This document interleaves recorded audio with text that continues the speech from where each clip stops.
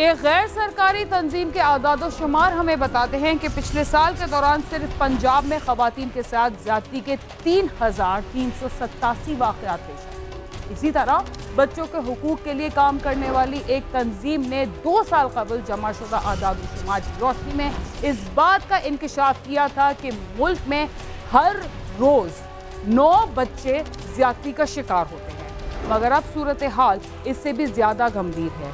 यूं लगता है जैसे कुछ बेरहम दरिंदे शहरों की गलियों में खवातीन और बच्चों को ढूंढते फिर रहे हों, मगर हम ये इल्ज़ाम तो दरिंदों पर भी नहीं लगा सकते, इसलिए कि उनमें भी ये तमीज़ तो पाई जाती है कि वो अपने जैसे जानवरों का गोश्त खाते हैं और ना ही उनके बच्चों को चीर फाड़ कर अपनी हवस पूरी करते हैं। समझ नहीं आता कि ऐसे इंसानों को क्या नाम दिया जाए जो अपने मकाम से इतने नीचे गिर गए हैं कि अपने साथ उन इंसानों की खिदमत को भी खाक में मिलाने की कोशिश करने लगे हैं, जिन्होंने ना सिर्फ इंसानों बल्कि जानवरों के लिए भी समाजी इदारे और इलाज व मुआवजे के साथ ऐसे घर तामीर किए जहां जिस्मानी जख्मों के साथ रूहानी जख्मों का भी इलाज किया जाता है। ऐसे घिनौने जराइम में शामिल अफराद को कैफरे किरदार तक पहुँचाने के लिए मुख्तलिफ सज़ाओं पर भी बहस जारी है, मगर याद रहे कि कानून साजी के बाद ऐसे जराइम में मुलविस अफराद के खिलाफ कार्रवाई के बाद ही मुआशरे में किसी बेहतरी की तवक्को की जा सकती है। सज़ाओं और कवानीन का तब तक कोई फ़ायदा नहीं होता जब तक उन पर बगैर किसी तफरीक के अमल ना किया जाए। मुल्क के शहराओं और गली कूचों में दंदनाते जराइम पेशा अफराद के हाथों जिस तरह लोगों का कीमती सामान महफूज नहीं, बिल्कुल इसी तरह खवातीन भी हर तरह से गैर महफूज हैं। जराइम पेशा अफराद को पुलिस का डर है और नाकानून से सजा पाने का खौफ। ऐसे जराइम ने जहां हमें मकामी तौर पर रुस्वा किया, वहां बैनुल अक़वामी सतह पर भी हमारे मुल्क पर लगे बदनामी के दागों में मुसलसल इजाफा हो रहा है।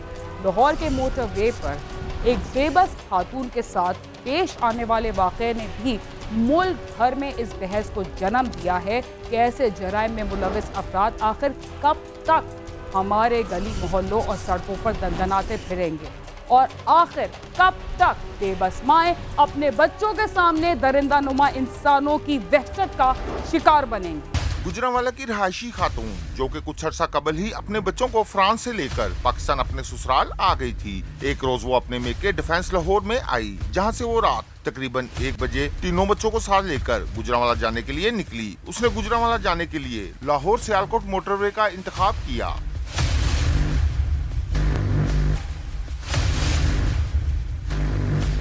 खातून जैसे ही मोटरवे टाल प्लाजा से गुजरी, कुछ दूर जाकर अचानक गाड़ी बंद होने लगी। खातून ने देखा तो गाड़ी में पेट्रोल बिल्कुल खत्म हो चुका था। खातून ने जैसे तैसे गाड़ी को सड़क किनारे रोका और गुजरांवाला एक रिश्तेदार को फोन करके आगाह किया, जिसने उसे मोटरवे हेल्पलाइन पर राब्ता करने का मशवरा दिया और कहा कि वो भी रवाना हो रहा है, जल्द पहुंच जाएगा। खातून ने मोटरवे हेल्पलाइन पर कॉल की, जिन्होंने उसे FWO से राब्ता करने का कहा और FWO ने उन्हें मकामी पुलिस से 15 पर राब्ता करने का कहा। नतीजा ये निकला, खातून थक हार कर अपने अजीज के इंतजार में बैठ गई।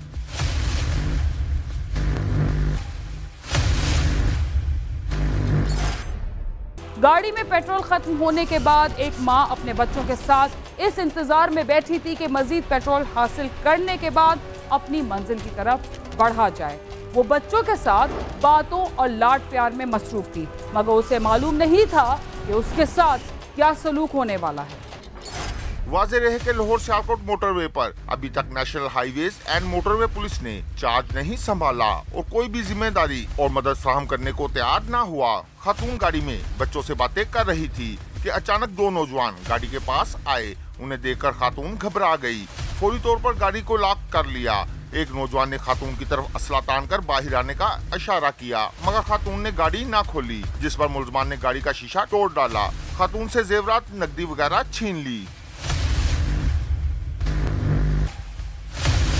मुलजमान ने वारदात के बाद खातून को जबरदस्ती मोटरवे के साथ जंगल में ले जाने की कोशिश की। खातून ने मुजाहमत शुरू कर दी। जिस पर मुलजमान ने उसके बच्चों को गाड़ी से निकाला और जंगल की तरफ चले गए। माँ बेचारी ममता की मारी तमाम तर इंजाम की फिक्र किए बगैर बच्चों की खातिर उनके पीछे भागी और फिर इन इंसान नुमा दरिंदों ने जंगल में उसकी नामूस दागदार कर दी।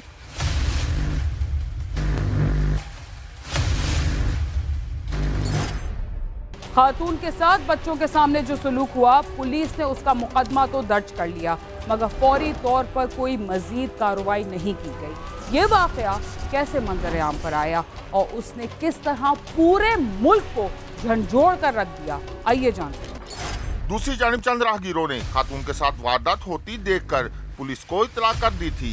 डॉल्फिन फोर्स मौके पर पहुंच गई। गाड़ी सड़क किनारे खड़ी थी, उसका शीशा टूटा हुआ था। डॉल्फिन अहलकारों को सड़क के नीचे एक बच्चे की जूती पड़ी नजर आई, जिस पर डॉल्फिन अहलकारों ने फौरी जंगल का रुख किया। एक अहलकार ने जंगल में गड़बड़ महसूस करते हुए हवाई फायर भी किया। वो जंगल की तरफ जा ही रहे थे कि खातून अपने बच्चों के साथ गिरती पड़ती जंगल से बाहर आती दिखाई दी। इस दौरान खातून के रिश्तेदार भी गुजरांवाला से वहां पहुंच गए। फौरी तौर पर आला पुलिस हुकाम को वाकये की इतला दी गई। खातून को फौरी तिब्बी इमदाद के लिए अस्पताल ले जाया गया, जहां तिब्बी इमदाद के बाद उसका तिब्बी मुआयना करवाकर पुलिस ने नामालूम अफराद के खिलाफ डकैती और ज्यादती का मुकदमा दर्ज कर लिया।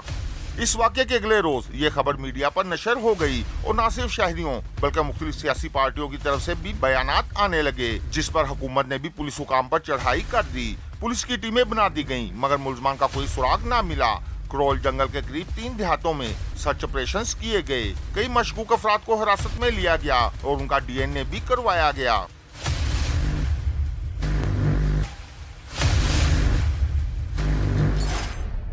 मोटरवे पर खातून के साथ पेश आने वाले गैर इंसानी वाक़े ने पूरे मुल्क के अवाम को रंजीदा कर दिया, मगर मुल्जिमान की गिरफ्तारी के बाद ही असल मामलात की तह तक पहुंचा जा सकता था। क्राइम सीन में वक्त हुआ एक मुख्तसर से वक्फे का, जिसके बाद हम आपको बताएंगे कि पुलिस मुल्जिमान तक कैसे पहुंची और उनके साथ मजीद कितने चेहरे बेनकाब हुए। तब तक आप समा के साथ ही। प्रोग्राम क्राइम सीन में एक बार फिर खुशामदीद। वक्फे से पहले हम आपको मोटरवे पर पेश आने वाले उस शर्मनाक वाक़े के सिलसिले में होने वाली पेशरफ्त के बारे में बता रहे थे, जिसने पूरे मुल्क में खवातीन के तहफ़्फ़ुज़ पर सवाल उठा दिया। इसी दौरान पंजाब के वज़ीर आला ने पुलिस के आला अफसरान के साथ एक प्रेस कॉन्फ्रेंस की और मुल्जिमान के बारे में मज़ीद बातों से आगाह की। पुलिस तो अभी तक नाकाम थी, मगर कुदरत को शायद कुछ और ही मंजूर था। खातून के तिब्बी मुआयने में मुल्जमान के मिलने वाले DNA को जब फोरेंसिक लैब ने अपने डेटाबेस में डाला तो एक DNA डेटाबेस में पड़े रिकॉर्ड से मैच कर गया।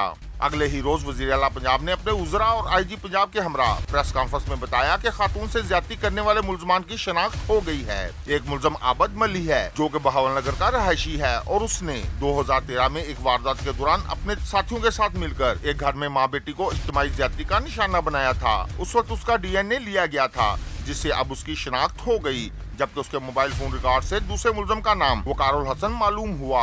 उसके पास अपने नाम पे कोई 4 टेलीफोन सिमें थी जो कि वो मुख्तलिफ औकात में बंद कर चुका था, लेकिन हम अल्टीमेटली एक और नंबर तक पहुंचे जो कि उसके इस्तेमाल में था, उसके नाम पे नहीं था। दूसरा जो वकारुल हसन है, इसके ऊपर भी रॉबरी के 2 केसेस रजिस्टर और ये तकरीबन 14 दिन पहले ही बेल पे रिहा होकर अभी आया है। मुल्जम आबद की गिरफ्तारी के लिए किला स्ताशा में छापा भी मारा गया, मगर वो अपनी बीवी के हमरा फरार हो गया, जबकि कमसिन बेटी को घर ही छोड़ गया, जिसे पुलिस ने अपनी तहवील में ले लिया और साथ ही आबद के भाई और वालिद को भी मांगा मंडी से हिरासत में ले लिया गया। पुलिस तो काफ़ी आई थी, थोड़ी जी थी, काफ़ी पुलिस आई है, पता नहीं कहाँ से आई है पुलिस, तो वो नहीं पकड़ा नहीं गया। मैं साल तकरीबन हो गया इधर आए, तकरीबन साल हो या 100 महीना कम होगा या ज़्यादा होगा, इस बात का नहीं इतना मालूम। मगर ये ना बदतमीज़ बहुत, गाली गलौज भी करता था, जिसे दिल का झगड़ पड़ता था,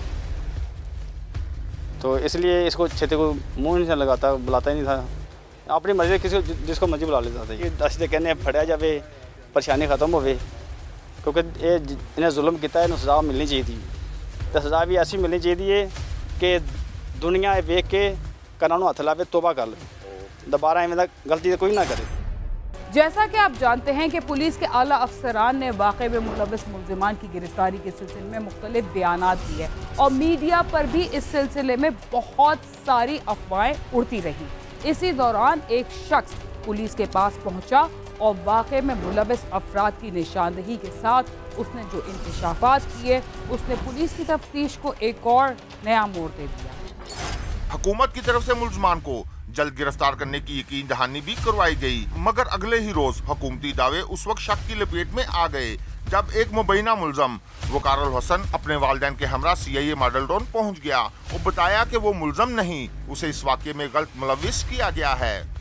वकारुल हसन ने बताया कि जिन मोबाइल सिम्स की वजह से उसे मुलजम का साथी समझा जा रहा है वो रजिस्टर्ड तो उसी के नाम पर हैं, मगर उसके मुख्तलिफ रिश्तेदारों के इस्तेमाल में हैं, जबकि जिस सिम से मुलजम के साथ राब्ता हुआ था वो सिम उसके साले अब्बास के इस्तेमाल में है और वो भी बेगुनाह है। वकारुल हसन का DNA करवाया गया मगर वो मैच ना हुआ, जबकि मुतासरा खातून ने भी उसे शिनाख्त न किया।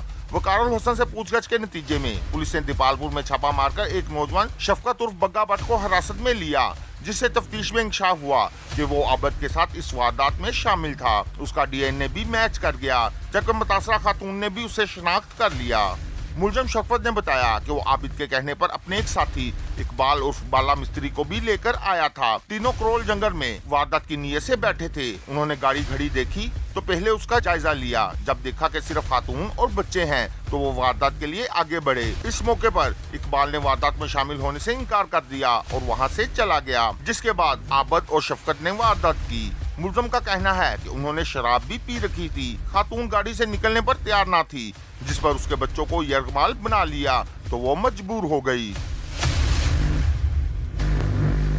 पुलिस हुकाम का कहना है कि मरकजी मुलजम आबिद के गिर्द घेरा तंग कर लिया गया है, जल्दी वो गिरफ्त में होगा। दूसरी जानिब मुलजम वकारुल हसन के साले अब्बास ने भी अजहर शेखुपुरा पुलिस को गिरफ्तारी दे दी और बताया कि वो आबिद के साथ फैक्ट्री में काम करता था। फोन पर सिर्फ काम की हद तक बातें होती थीं। उसके जराइम का ना ही उसे इल्म था और ना ही वो इसके साथ शामिल था। एक मुलजम गिरफ्तार हो गया और दूसरा भी जल्द कानून की गिरफ्त में होगा।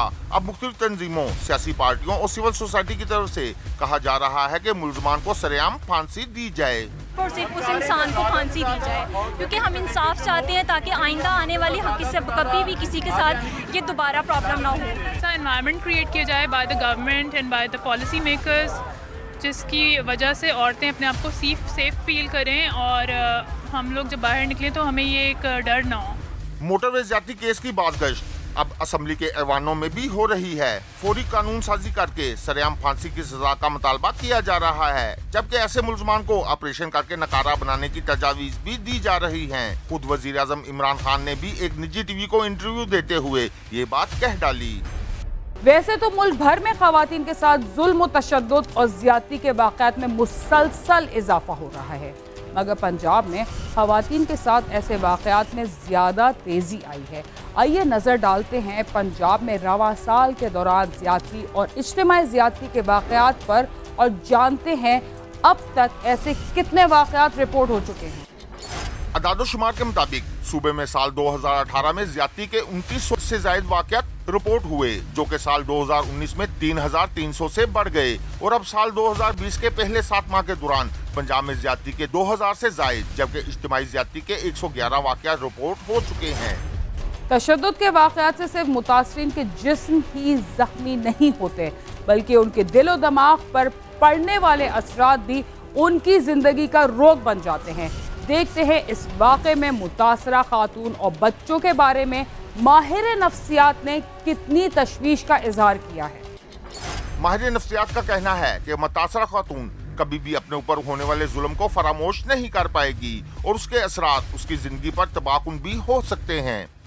उसको साइकोलॉजिकल, उसको जिस्मानी और सबसे बढ़ के उसको रूहानी तकलीफ भी पहुँचती है और सारी ज़िंदगी वो इसको रफा नहीं कर सकती, इससे छुटकारा नहीं हासिल कर सकती। ना ही वो हमारे मुआशरे के मुताबिक लोगों का वो सामना कर सकती है, ना अपने घर वालों का सामना कर सकती है, ना अपने बच्चों का कर सकती है। माहिर नफ्सियात का कहना है कि बच्चों पर भी उसके सख्त मनफी असरात होंगे। तो जिस बच्चे के सामने उसकी वालदा के साथ ये फेल किया जाता है, ये जबर किया जाता है, ये जुल्म किया जाता है, अगर तो वो नाजुक जहन का था तो वो डिप्रेशन में चला जाएगा और सारी ज़िंदगी डिप्रेसिव साइकोसिस का शिकार रहेगा। अगर वो मजबूत जहन का होगा तो वो उसके जहन के अंदर एक बात बैठ जाएगी कि उसने ये बदला लेना है। तो बदला किस अंदाज से लेना है उसने, वो जहनी तौर पे बदला लेने के लिए हर जुर्म करेगा। क्योंकि जो वाकया उनके सामने हुआ है वो उनके जहन में नक्श होकर रह गया है।